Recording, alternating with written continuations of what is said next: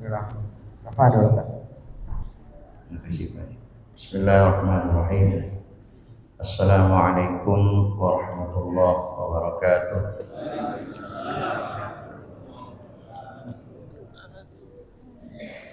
Alhamdulillahirabbil alamin wa bihi nasta'inu ala umuri dunya waddin. Wassalatu wassalamu ala asyrafil anbiya'i wal mursalin wa ala alihi wa ashabihi ajma'in, amma ba'd.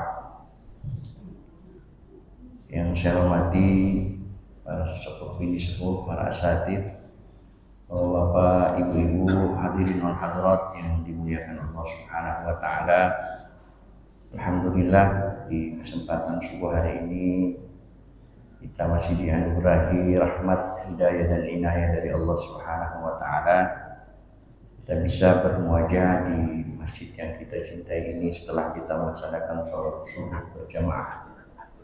Semoga rangkaian ibadah kita sampai nanti kita kembali ke rumah diterima oleh Allah Subhanahu wa taala. Senantiasa Allah memberkahi kehidupan kita.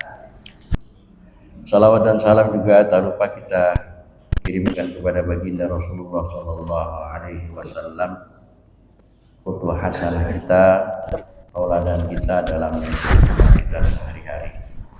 Semoga kita kelak menjadi umatnya yang senantiasa istiqamah menjalankan sunnah-sunnahnya.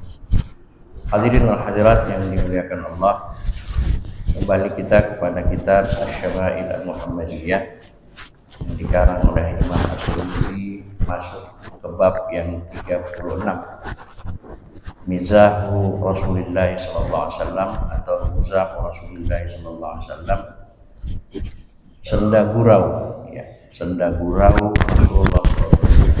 Nabi juga bercanda, senda gurau dengan keluarga dan para sahabatnya.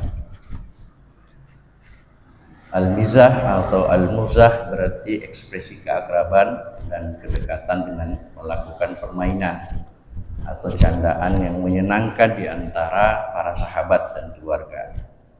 Tujuannya untuk mempererat hubungan persahabatan, keakraban dan rasa kebersamaan atau nilai-nilai agung lainnya dalam hubungan persahabatan. Oleh karenanya Rasulullah Shallallahu Alaihi Wasallam sebagai sahabat yang baik bagi orang-orang di sekitarnya juga terkadang bercanda bersama para sahabatnya. Nah, kita lihat salah satu hadis yang menyampaikan kepada kita candaan Rasulullah SAW. Haddatsana Mahmud bin Ghailan qala haddatsana Abu Usamah an Syarik an Asim al-Ahwal an Anas bin Malik qala anna an-nabiy sallallahu alaihi wasallam qala lahu ya dzal udhunain. Qala Mahmud qala Abu Usama yakni yumazihuhu. Hadis riwayat Imam At-Tirmidzi. Mahmud bin Ghailan bercerita dari Anas bin Malik, ia berkata, Nabi sallallahu alaihi wasallam bersabda kepadanya, wahai Zal Udhunain, wahai pemilik dua telinga. Mahmud berkata, Abu Uzamah berkata, Rasulullah SAW bercanda dengan menjulukinya seperti itu. Jadi salah satu sahabat Nabi juga menjadi khadim Rasulullah SAW, Anas bin Malik, itu dipanggil oleh Nabi atau dicanda, Rasulullah memanggilnya dengan bercanda dengan memanggil Zal Udhunain. Zal Udhunain itu orang yang memiliki dua telinga. Ya memang kita semua punya dua telinga. Tapi Zal Udhunain ini menandakan bukan merendahkan Anas bin Malik. Tapi Rasulullah menyebutkan itu justru bermakna pujian atas nikmat Allah Subhanahu wa taala berupa dua telinga yang menjadikan seseorang manusia dapat mendengar suara-suara dan perkataan manusia, baik yang baik maupun yang buruk. Jadi Rasulullah memanggil Zal Udhunain ini karena Anas bin Malik ini salah satu orang yang hampir tidak pernah membantah atau mengelak dari peringatan atau nasihat dari Rasulullah SAW. Di orang yang selalu taat, orang yang selalu patuh kepada Rasulullah SAW, sehingga Nabi menjulukinya Dzul Uzunain. Ada yang dipanggil dengan Abu Hurairah karena Abu Hurairah suka dengan kucing, dipanggillah oleh Nabi dengan kunyah Dzul Uzunain. Jadi dalam bahasa Arab itu ada kunyah, ada laqab. Kalau ini jatuhnya laqab Dzul Uzunain. Kalau kunyah itu biasanya didahului dengan kata Abu atau Abu Sufyan, kemudian Abu Bakar. Walaupun Abu Bakar tidak punya nama anak Bakar sebenarnya, tapi orang Arab suka memanggilnya dengan Abu Bakar. Siapa yang punya anak misalnya Dahlan, Abu Dahlan, nah itu namanya kunyah. Kalau laqab itu misalnya Umar Al-Faruq, Al-Faruq itu laqab.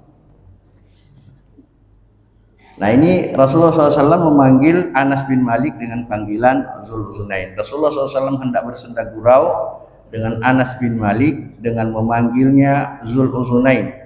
Oleh karenanya Imam Tirmidzi menukil perkataan Abu Usama yang mengatakan Rasulullah SAW berniat bercanda dengan Anas bin Malik dengan memberikan sebutan itu. Nah, Anas bin Malik ini adalah salah satu sahabat Nabi yang paling dekat dengan Rasulullah, dan beliau yang pernah didoakan oleh Rasulullah SAW. Doa Rasulullah kepada Anas bin Malik, Allahumma aktsir ma'lahu wa waladahu wa barik fi ma'ataitahu. Ini doanya kepada Anas bin Malik, ya Allah, perbanyaklah harta Anas bin Malik, perbanyaklah anak keturunannya, dan berkahilah apa saja yang engkau berikan kepadanya. Sehingga dalam satu riwayat disebutkan berkat doa ini Anas bin Malik memiliki keturunan anak cucu sampai 100 lebih, bahkan ada yang mengatakan 110 lebih. Kemudian dia adalah salah satu sahabat Rasulullah terkaya. Jadi salah satu sahabat Nabi yang kaya itu adalah Anas bin Malik. Walaupun dia khadim Rasulullah SAW, walaupun beliau adalah pembantu Rasulullah SAW. Kemudian Anas bin Malik juga salah satu sahabat yang usianya paling panjang. Usianya 103 tahun. Bahkan satu riwayat menyebutkan usianya 107 tahun. Dan salah satu sahabat yang paling lama atau paling terakhir meninggal di Basrah, ya, di Basrah. Ketika Rasulullah meninggal, beliau hijrah ke Basrah. Tapi hebatnya beliau, walaupun beliau seorang khadim pembantu Nabi, beliau bisa meriwayatkan hadis sampai 2286 hadis. Jadi riwayat hadis dari beliau yang ada di beberapa kitab hadis, baik di Kutubus Sittah atau Kutubul Ashir, itu ada 2286 hadis. Dari beliau terlahir ulama-ulama hadis itu sampai sekitar 200 ulama dari kalangan tabi'in. Jadi ini sahabat Nabi yang luar biasa, yang banyak menimba ilmu dari Rasulullah SAW. Bahkan para sahabat menjuluki Anas bin Malik ini, beliau adalah salah seorang sahabat Nabi. Kalau ingin melihat kesempurnaan sholat Rasulullah, maka lihatlah sholat Anas bin Malik. Karena beliau dekat dengan Nabi dari kecil bersama Rasulullah, dari usia 10 tahun sampai Rasulullah meninggal. Sehingga beliau tahu betul bagaimana sifat Rasulullah, bagaimana karakter Rasulullah, bagaimana ibadah Rasulullah SAW. Bapak dan Ibu yang dirahmati Allah Subhanahu wa taala, hadis yang kedua, haddatsana Hannad ibn Sarri qala haddatsana Waqi' an Syu'bah an Abi Tayyah an Anas bin Malik. Ini dari Anas bin Malik lagi. Qala in kana Rasulullah sallallahu alaihi wasallam la yukhalituna hatta yaqula li akhin li shaghir ya Aba Umair ma fa'alan Nughair. Ini ceritanya Anas bin Malik itu punya saudara laki-laki. Nah, di sini tidak disebutkan nama aslinya, tapi Rasulullah memanggilnya dengan eh, Abu Umair, ya, walaupun masih kecil. Kalau Anas bin Malik itu Rabi menjulukinya, mengkunyahnya dengan Abu Hamzah, walaupun dia usianya saat itu masih kecil. Nah, ini ada saudara laki-laki dari Anas bin Malik yang sedang bermain. Kemudian Rasulullah SAW mendekati atau dekat dengan anak-anak. Jadi Nabi itu suka bercanda, suka main sama anak-anak kecil. Nah, suatu ketika adiknya Anas ini bermain di dekat rumah Rasulullah SAW bersama Anas bin Malik. Lalu kemudian Rasulullah SAW mendekati adiknya Anas bin Malik dan mengatakan, ya Aba Umair, ma fa'alan Nughair. Wahai Abi Umair, apa yang terjadi terhadap Abu Nughair? Jadi Abu Nughair ini burung pipit, Pak, burung kecil yang dipakai main oleh Abu Umair ini. Jadi ketika dia sedang bermain dengan burung kecil ini, burung ini mati. Kemudian Rasulullah melihat peristiwa itu. Abu Umair ini sedih karena matinya burung yang sangat dia sayangi, bermain dengannya kemudian mati. Maka Rasulullah datang menghiburnya dan mengatakan, ya Abu Umair, ma fa'alan Nughair. Wahai Abu Umair, apa yang terjadi dengan Abu Nughair? Abu Nughair ini nama lakap, nama kunyah terhadap burung yang diberikan atau yang sering diajak bermain oleh Abu Umair. Jadi Rasulullah ini hal-hal kecil aja luar biasa beliau. Terhadap anak kecil, terhadap musuh sekalipun, beliau menjadi orang yang sangat tawadu dan sangat berakhlakul karimah. Dalam hadis ini telah disepakati bahwa Nabi SAW juga bercanda dengan anak-anak dan memberikan julukan kepada anak-anak dengan berkata, wahai Abu Umair. Dari hadis ini juga dapat dipahami kebolehan memberikan burung untuk dipelihara dan dijadikan teman bermain bagi anak-anak. Nah, ini kan, kalau sekarang kan suka ada jual burung-burung pipit tuh. Cuma jangan lupa dikasih makan, jangan disakiti ya. Kadang-kadang anak-anak kita cuma bisa bermainnya tapi nggak ngerti ngasih makannya, sampai burung itu harus mati karena kelaparan. Kemudian, ya Aba Umair, ma fa'alan Nughair. Nah, ini panggilan Nabi terhadap adiknya Anas bin Malik. Wahai Abu Umair, apa yang dilakukan si Nughair atau apa yang terjadi terhadap Nughair? Beliau mengatakan ini karena beliau telah mengetahui bahwa anak tersebut memelihara seekor burung kecil dan sering bermain dengannya. Namun burung tersebut baru saja mati sehingga si anak kecil ini kesedihan atau dirundung sedih. Ini salah satu bentuk candaan Rasulullah SAW. Ketika burung peliharaan Abu Umair mati, ia pun sangat sedih dan merasa kehilangan. Mengetahui hal ini, Nabi SAW berusaha menghibur dengan bercanda yang beliau lontarkan, wahai Abu Umair, apa yang dilakukan oleh si Nughair. Kisah ini mengandung inspirasi betapa rendah hatinya Rasulullah SAW terhadap anak-anak, hingga beliau pun menyempatkan waktu untuk menghibur anak kecil tersebut yang sedang bersedih dikarenakan burung peliharaannya mati. Bahkan Anas bin Malik mengatakan, Rasulullah itu selama saya ikut dengan Nabi, saya tidak pernah, selama 10 tahun beliau ikut dengan Rasulullah SAW, beliau tidak pernah melihat Rasulullah bermuka masam. Jangankan menegur, memarahi Anas bin Malik, bermuka masam pun sekalipun tidak. Jadi begitu rendah hatinya Rasulullah SAW kepada anak-anak kecil.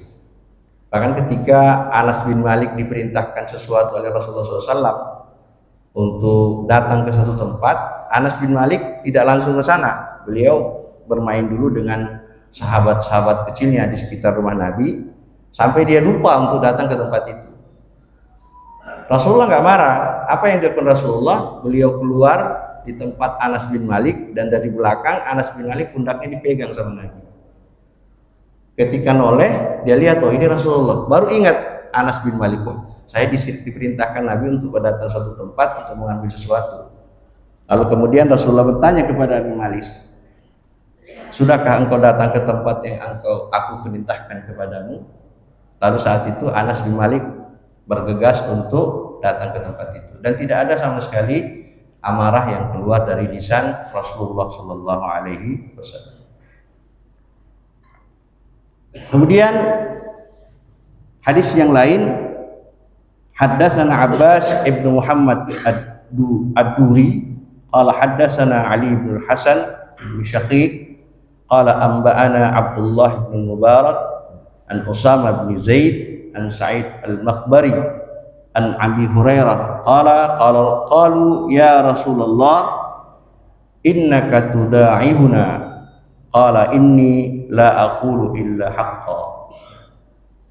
Hadis Imam riwayat Tirmizi. Abbas bin Muhammad ad-Daru bercerita kepada kami, ia berkata Ali bin Hasan bin Syaqiq bercerita kepada kami, ia berkata Abdullah bin Mubarak mengabarkan kepada kami dari Usama bin Zaid dari Said al-Maqburi dari Abu Hurairah berkata, para sahabat berkata kepada Rasulullah, wahai Rasulullah, engkau juga bercanda dengan kami? Jadi mereka bertanya kepada Nabi kok masih bercanda ya? Padahal beliau seorang Nabi, beliau seorang Rasulullah, beliau seorang yang memiliki kemuliaan dibanding para sahabatnya. Maka sahabat kemudian bertanya, wahai Rasulullah, masihkah engkau bercanda dengan kami? Apa kata Rasulullah? Beliau menjawab, iya, saya bercanda dengan kalian, tetapi kata Nabi, inni la aqulu illa haqqa. Tetapi aku hanya mengatakan hal-hal yang benar dalam candaan. Jadi bercanda juga ya harus tetap menjaga koridornya. Kadang-kadang kita bercanda, ujung-ujungnya teman kita emosi. Nah, itu juga harus dijaga. Jadi Rasulullah juga bercanda, tapi beliau tetap bercanda dengan cara-cara yang baik, cara-cara yang ihsan, sehingga orang-orang atau sahabat-sahabatnya diajak bercanda, di samping beliau bahagia, senang, mereka juga mendapat nasihat dari candaan Rasulullah Shallallahu Alaihi Wasallam. Selanjutnya Rasulullah Shallallahu Alaihi Wasallam masih Anas bin Malik, anna rajulan istahmala Rasulullah Shallallahu Alaihi Wasallam, qala inni hamiluka ala waladi naqah, faqala ya Rasulullah ma asna'u bi waladin naqah, faqala wa hal talidul ibla illan nuh, ya illan nuh. Jadi Anas bin Malik menyampaikan kepada kita, ada seorang laki-laki yang meminta agar Rasulullah SAW memberinya hewan tunggangan. Seorang sahabat datang kepada Nabi minta supaya diberikan hewan tunggangan. Jadi Nabi menandakan bahwa Nabi itu hartanya banyak. Jadi bukan yang kita bayangkan Rasulullah itu orang miskin banget, enggak. Rasulullah itu orang kaya. Jadi dia mengatakan seorang sahabat datang kepada Rasulullah dan minta agar Rasulullah memberinya hewan tunggangan. Rasulullah SAW bersabda, baiklah, aku akan memberimu anak onta betina. Jadi minta tunggangan tapi yang dikasih anak onta betina. Ini sambil bercanda, baiklah kata Nabi, saya akan memberikan kamu anak onta betina. Kemudian laki-laki itu heran dan bertanya, apa yang harus aku lakukan dengan anak onta betina? Anak onta betina, kalau pikiran dia, gimana caranya saya bisa naikin anak onta? Kata Nabi, faqala uhal talidul ibla illan nuq, bukannya yang melahirkan onta itu onta betina. Maksudnya Nabi gini, jadi beliau bercandanya, nanti dari onta betina ini akan lahir onta tunggangan jantan yang kamu tunggangi.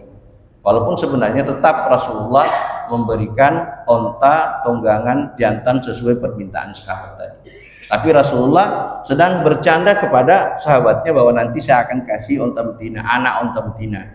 Dari anak onta betina itu, bukankah kata Nabi, onta jantan yang jadi tunggangan itu lahir dari onta betina, walaupun masih kecil.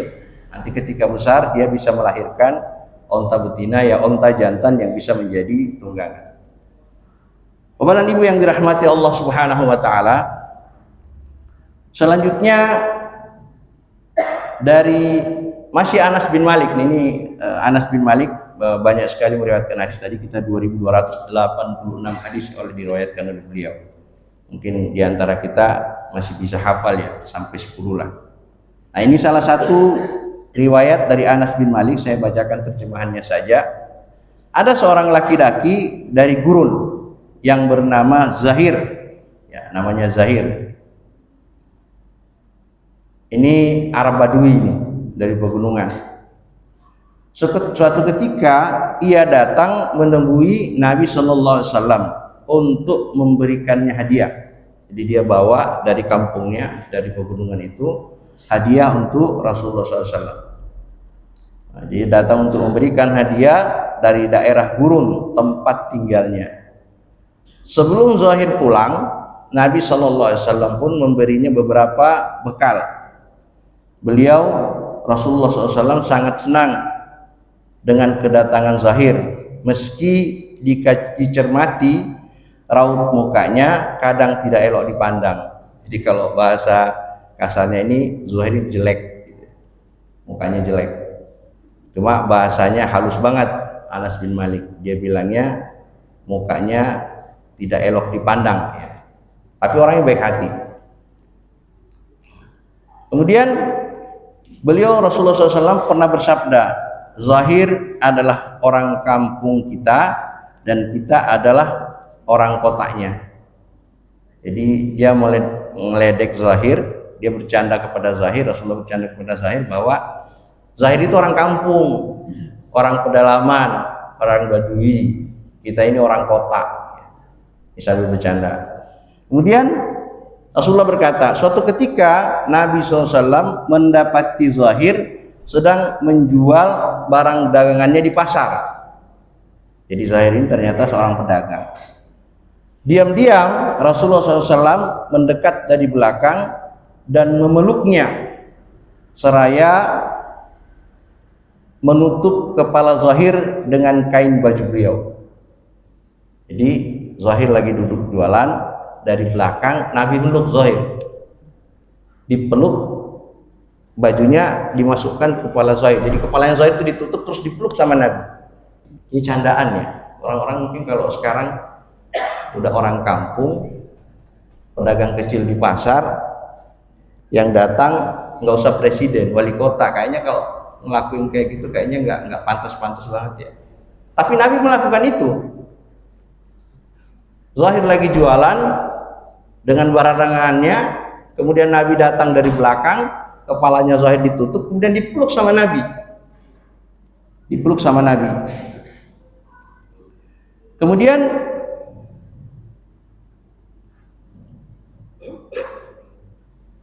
seraya menutup kepala Zahir dengan kain baju beliau, sehingga Zahir pun tidak tahu siapa yang melakukan ini kepadanya. Jadi Zahir nggak tahu ini di belakang yang lagi sedang meluk ini siapa gitu. Kemudian Zahir berkata, siapa ini? Lepaskan aku, teriak Zahir, kaget ya. Kalau kita ngebayang ini sudah orang kampung, tadi dibilang mukanya jelek sama, ya bahasa kasarnya gitu, mukanya jelek, nggak begitu cakep ya, nggak elok lah dipandang kira-kira gitu. Tapi Nabi masih memperlakukannya dengan sangat luar biasa, dengan penuh kasih sayang. Kemudian dia minta supaya lepaskan aku, teriak Zahir kaget. Nabi SAW pun melepaskannya, dan ketika Zahir melihat yang melakukan ini adalah Rasulullah SAW, ia justru tidak mau dilepaskan dari pelukan Nabi. Di malah kata Zahir itu terusin Nabi. Jadi punggungnya Zahir itu langsung disandarkan ke dada Nabi, minta supaya dipeluk lagi. Ya, siapa yang nggak bahagia? Dia seorang pemimpin umat, dia seorang manusia terbaik, dia seorang Rasulullah, utusan Allah, dipeluk sama beliau. Kita aja tiba-tiba lagi duduk, datang A'agim misalnya meluk kita dari belakang, jangan dilepas, peluk aja. Kenapa? Begitu bahagianya Zahir, ternyata yang meluk dia adalah Rasulullah SAW. Jadi dia kembali menyandarkan punggungnya ke dada Rasulullah SAW. Nabi SAW berteriak, siapa yang mau membeli hamba budak ini? Ya itu masih bercanda aja Nabi itu. Sudah dipeluk, ditutup kepalanya, masih bercanda lagi Nabi. Siapa yang mau beli budak ini? Padahal dia orang merdeka sebenarnya. Dia orang merdeka. Siapa yang mau membeli budak ini, kata Nabi. Zahir menjawab, wahai Rasulullah, jika aku dijual sebagai budak, niscaya hargaku akan sangat murah. Dia sadar diri, udah nggak elok dipandang, orang kampung, fisiknya nggak biasa-biasa saja. Siapa yang mau beli budak seperti saya, Rasulullah? Pasti saya harganya murah, kata Zahir. Tapi apa kata Nabi? Inilah hebatnya Nabi. Di ujung candaannya itu ada hikmah yang luar biasa. Apa kata Rasulullah SAW? Tidak ya Zahir, hargamu di sisi Allah tidak semurah itu, atau hargamu justru mahal di sisi Allah Subhanahu wa taala. Coba. Di mata manusia Zahir biasa saja, dia tidak memiliki kemuliaan apa-apa, bahkan memandangnya saja tidak nyaman, ya mungkin tidak nyaman, ya mungkin karena wajahnya pas-pasan gitu, jadi dibilangnya nggak elok melihat. Tapi oleh Rasulullah SAW diperlakukan begitu mulia, dipeluk sama Nabi, dicandai sama Nabi, sampai candaan Nabi sampai pada kalimat, saya mau jual budak nih, siapa yang mau beli? Zahir paham siapa dirinya, bagaimana kapasitasnya. Dia bilang kepada Nabi, kalau saya dijual jadi budak ya Rasulullah, pasti harga saya murah. Karena budak yang mahal itu adalah budak yang fisiknya kuat, yang bisa bekerja keras. Nah saya bisa apa? Saya cuma pedagang kecil. Kalau mungkin kita sekarang, saya cuma pedagang kecil yang ada di pasar-pasar, dan itu pun dagangannya di emperan, bukan toko. Tapi Nabi melakukan itu, dipeluk. Tapi di ujung dari candaan itu Rasulullah berkata, hargamu di sisi Allah tidak semurah itu, bahkan hargamu di sisi Allah sangat mahal. Yang menyebut itu Rasulullah. Zahir pasti luar biasa senangnya, dan itu langsung didengar dari lisan Rasulullah SAW. Sahabat Nabi saja yang ketika sahabat duduk di Masjid Nabawi, kemudian datang bolak-balik 3 kali sampai Nabi mengatakan akan datang seorang ahli surga. 3 kali beliau masuk ke dalam masjid, 3 kali itu juga disampaikan Rasulullah SAW. Ketika Abdullah bin Umar datang ke rumahnya, pengen tahu apa yang dilakukannya. Ketika dia tahu bahwa orang itu ternyata orang yang selalu berlapang hati untuk memaafkan kesalahan saudaranya setiap harinya sebelum tidur, dia sampaikan kepada sahabat tadi. Abdullah bin Umar mengatakan kepada sahabat tadi, sahabatku, aku datang kemari karena aku mendengar Rasulullah SAW mengatakan akan datang seorang ahli surga. 3 kali Rasulullah mengatakan itu, 3 kali Anda yang datang. Apa yang Anda lakukan? Kata sahabat Nabi, aku tidak melakukan apa-apa kecuali ketika akan tidur, aku melapangkan hatiku untuk memaafkan kesalahan saudara di hari itu. Sehingga aku tertidur, aku tidak menyimpan dendam, aku tidak menyimpan kebencian, bahkan aku sudah memaafkan saudaraku. Maka kata Abdullah bin Umar, itulah yang menyebabkan engkau dijaminkan surga Rasulullah. Yang menyampaikan Abdullah bin Umar langsung kepada sahabat, bukan Rasulullah. Tapi begitu bahagia sahabat tadi karena lisan itu keluar, ucapan itu keluar dari lisan Rasulullah, walaupun itu tidak langsung kepada beliau. Nah ini Rasulullah langsung menyampaikan itu kepada Zubair, dan ini merupakan satu kebahagiaan yang dirasakan oleh sahabat Nabi Zahir, ya, namanya Zahir. Bapak dan Ibu yang dirahmati Allah Subhanahu wa taala, dan dari kalimat ini Rasulullah tetap menyukai Zahir meski secara fisik Zahir terlihat buruk, ya, jadi Rasulullah tidak melihat itu. Makanya dalam khutbah haji wada'nya itu Rasulullah menyampaikan, ya ayuhan nas, inna rabbakumul wahid, la farqa li arabiyyin wala ajamiyyin illa bittaqwa. Wahai seluruh manusia, sesungguhnya Tuhan satu. Tidak ada perbedaan, tidak ada perbedaan kemuliaan antara orang Arab dan orang Ajam, orang asing seperti kita. Wala ajamiyyin ala arabiyyin, tidak juga orang Ajam terhadap orang Arab. Apa yang membedakan kalian? Apa farq antara kalian dengan orang Arab? Atau perbedaan kalian antara orang Arab dengan orang Ajam? Kata Nabi, illa bittaqwa, kecuali ketakwaan kepada Allah Subhanahu wa taala. Bapak dan Ibu yang dirahmati Allah Subhanahu wa taala, ada yang mengatakan rajulun damim Ada pula yang mengatakan rajulun zamim. Adapun ad-damamah berarti laki-laki yang buruk secara fisik. Sedangkan az-zamamah berarti buruk dalam perilaku dan sifat. Nah, di dalam hadis ini disebutkan ad-damamah, bukan az-zamamah. Keburukan fisik tidak patut dicela, karena yang demikian bukanlah kehendak dan hasil tindakan pribadi. Itu memang sudah menjadi ketetapan Allah. Seseorang diberikan fisik yang bagus, wajah yang tampan, wajah yang cantik, syukuri. Karena itu satu karunia yang Allah berikan kepada kita. Tetapi ketika saudara kita berikan fisik yang tidak sempurna, wajah yang tidak baik, wajah yang kurang baik dilihat, wajah yang jelek, kita tidak patut untuk mencelanya, karena itu memang sudah ketetapan dari Allah Subhanahu wa taala. Melainkan takdir penciptaan Allah Subhanahu wa taala. Adapun keburukan perilaku bisa jadi layak dicela karena merupakan hasil dan keputusan dan tindakan pribadi. Makanya dulu ketika mondok itu kiai kalau lagi marah sama santri itu beliau tidak mencela fisik, Pak.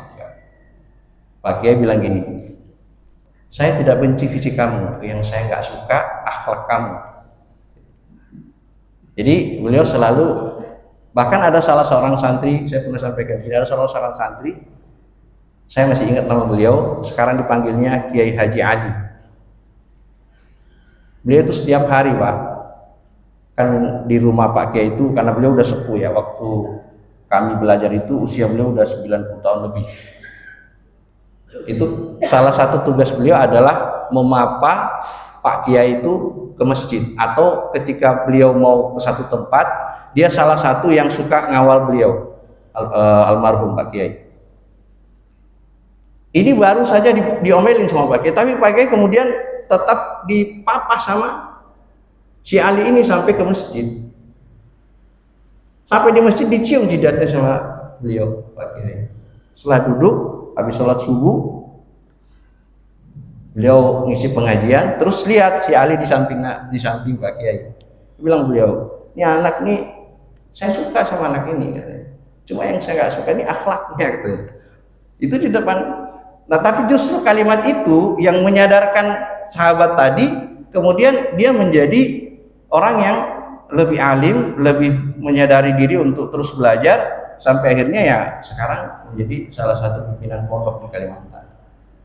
Kenapa? Ya itu salah satu yang diajarkan oleh Rasulullah, kita tidak boleh mencela fisik seseorang, karena itu sudah menjadi ketetapan Allah.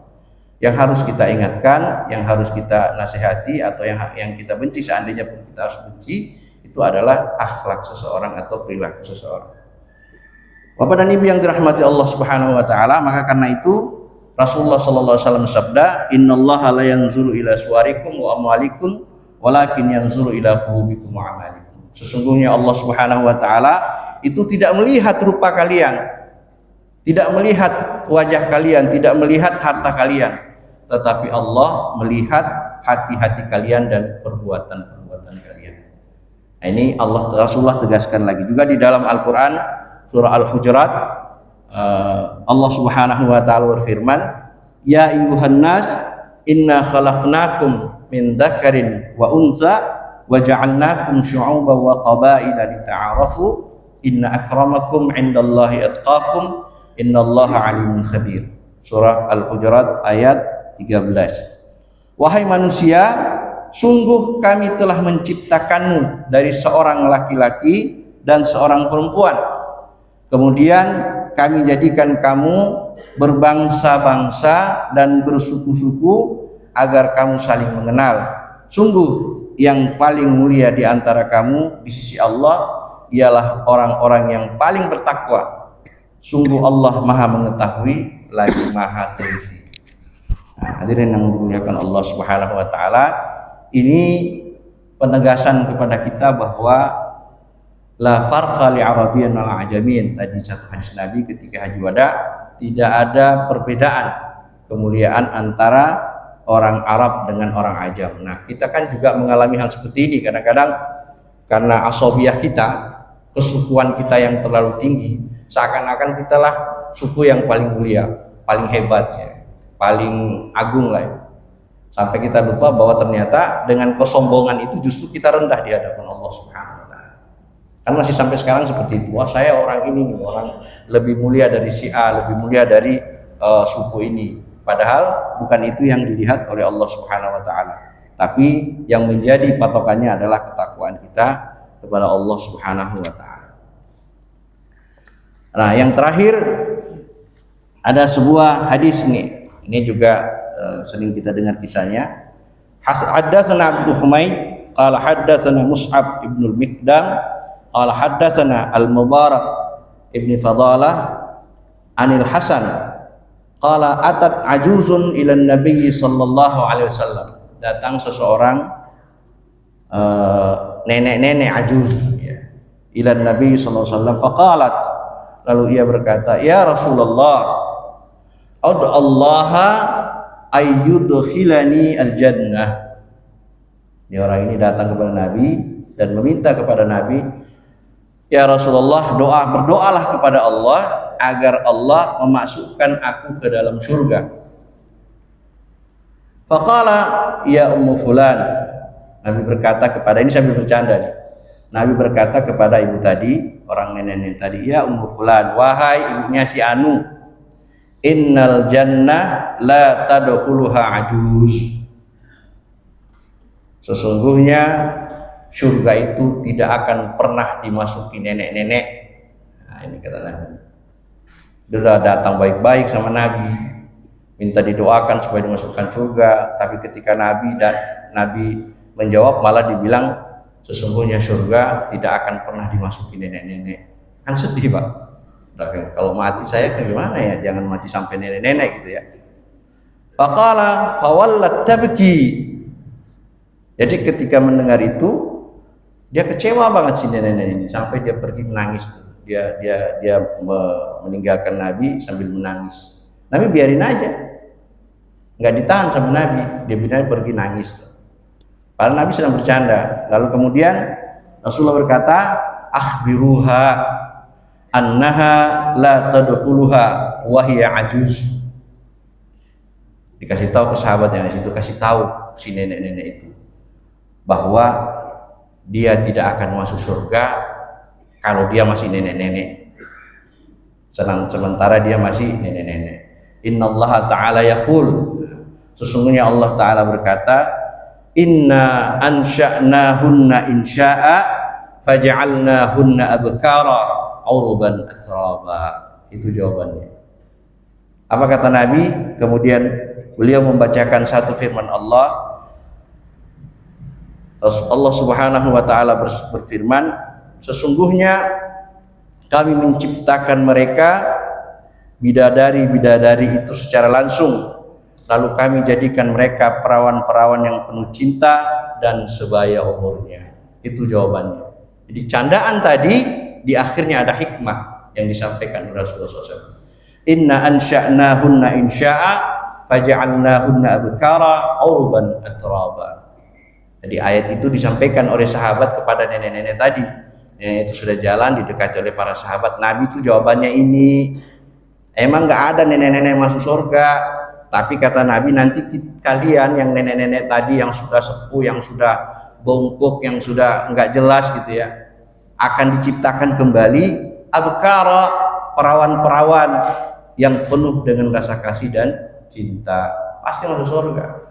Kalau wujudnya sekarang nggak akan masuk surga, tapi ketika sudah diubah wujudnya menjadi wanita-wanita perawan yang penuh kasih dan cinta, nah itulah nanti yang dimasukkannya ke dalam surga. Nah, ini adalah bagian dari beberapa candaan Rasulullah Shallallahu Alaihi Wasallam. Nah, Rasulullah SAW kemudian menegaskan tentang bagaimana fisik orang-orang yang masuk surga. Dan Rasulullah bersabda, yadkhulu ahlul jannati al jannata jurdan murda mukahhalin bani salasin aw salasin wa salasin. Apa kata Nabi? Para penghuni surga akan masuk ke dalam surga dalam kondisi muda, kuat dan tampan kalau laki-laki, cantik kalau perempuan, dengan usia rata-rata 30 sampai 33 tahun. Kita sekarang yang usia 40-50, jangan berharap fisik kita ini yang masuk surga. Nanti batas usia yang disebutkan Nabi, orang yang masuk surga nanti fisiknya atau usianya antara 30 sampai 33 tahun dan tidak akan pernah merasakan tua. Nah, ini hebatnya. Jadi ini beberapa bentuk candaan Rasulullah SAW, baik kepada anak kecil, kemudian sahabatnya yang mungkin secara fisik tidak sempurna, tetapi beliau tetap memperlakukannya dengan penuh kasih sayang dan kemuliaan, juga kepada orang tua yang mungkin usianya lebih tua dari Rasulullah SAW. Tapi semua apa yang dilakukan Nabi SAW, maka Nabi benar mengatakan, ini la aqulu illa haqqa. Sesungguhnya aku tidak mengatakan sesuatu kecuali itu kebenaran. Jadi sampai terhadap candaan Nabi pun di situ ada pelajaran, di situ ada hikmah. Karena itu ini adalah menjadi salah satu ibrah buat kita, menjadi salah satu pelajaran yang kita bisa petik bahwa tidak ada larangan kita bercanda. Silahkan saja kita bercanda selama dalam kondisi baik dan tidak melakukan hal-hal yang kemudian menyakiti hati saudara kita.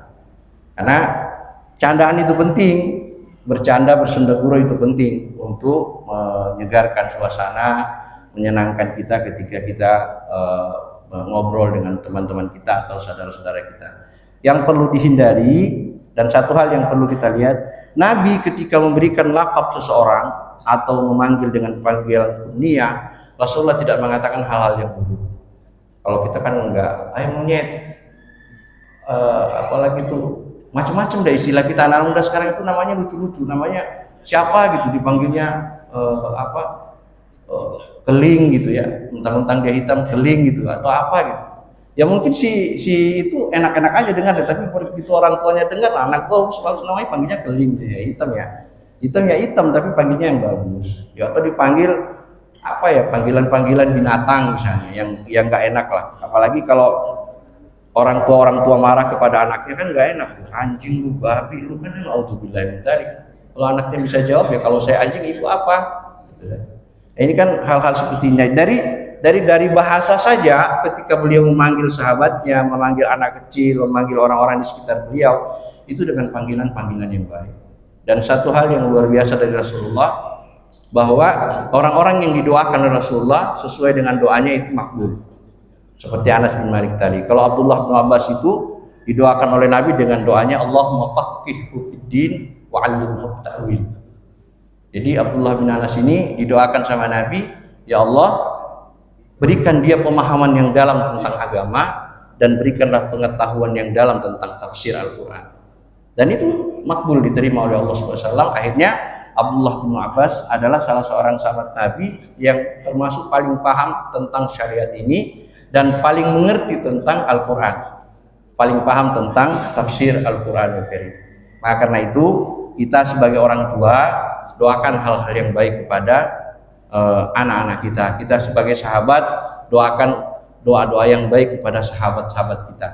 Sekali lagi saya ingin sampaikan, jangan pernah mendoakan keburukan kepada orang lain, doakan kebaikan. Karena kalau keburukan itu ditolak oleh Allah, doa keburukan itu ditolak oleh Allah, maka kata Rasulullah, doa itu kembali kepada orang yang berdoa. Dan Allah itu thayyib. Innallaha thayyib. Allah itu innallaha jamil yuhibbul jamal. Allah itu cantik, Allah itu baik, Allah mencintai kebaikan, kecantikan. Ketika doa keburukan diminta kepada Allah, maka Allah tidak pernah menerima doa keburukan. Yang diterima oleh Allah adalah doa kebaikan. Sebenci-bencinya kita kepada sahabat kita, doakan kebaikan, berikan dia hidayah ya Allah, berikan dia pemahaman tentang agama. Itu yang kita doakan, supaya ketika dalam hidup ini tidak perlu harus menyimpan dendam atau kemarahan kepada orang lain. Bapak dan Ibu yang dirahmati Allah Subhanahu wa taala, mungkin ini saja yang bisa saya sampaikan pada kesempatan pagi hari ini. Mudah-mudahan sedikit yang kita baca dari beberapa hadis terkait dengan sikap Rasulullah SAW, candaan Rasulullah SAW menjadi ibrah buat kita, ilmu yang bisa kita amalkan dari sedikit yang kita pahami. Demikian, mohon maaf bila ada kekurangan. Akhirul kalam, wassalamualaikum warahmatullahi wabarakatuh. Waalaikumsalam warahmatullahi wabarakatuh. Demikian tadi penjelasan ada beberapa senda gurau Nabi Muhammad ya, candaan sehari-hari baik kepada anak kecil, walaupun misalnya tadi ada orang yang dari orang kampung, kemudian kepada Anas dan kepada para sahabat-sahabat, termasuk kepada nenek-nenek pun Nabi tetap juga bercanda, tapi tetap candanya juga ada koridornya. Mungkin ada bapak ibu yang mau bertanya atau ada yang mau disampaikan. Ibu-ibu ada mau bertanya? Sebelah kiri sini ada, tengah kanan. Sepertinya kita semua sudah penuh candaan ya Pak ya. Jadi sehari-hari semakin bersahabat, semakin guyup dan ukhuwah Islamiyahnya itu tetap terjalin dengan baik, sehingga kekeluargaan sama kita itu semakin baik. Dan ingat, tidak boleh kalaupun bercanda itu terkait dengan fisik. Ya, tadi Pak Ustadz sudah jelaskan bahwa fisik itu merupakan ciptaan Allah, dan itu berarti kalau mau bercandain fisik seseorang itu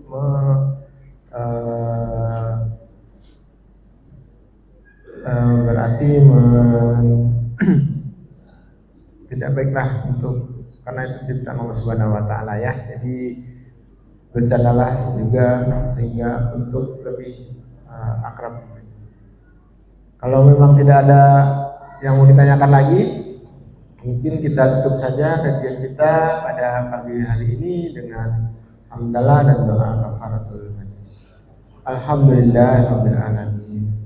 Subhanakallahumma wa bihamdika asyhadu an la ilaha illa anta astaghfiruka wa atubu ilaik.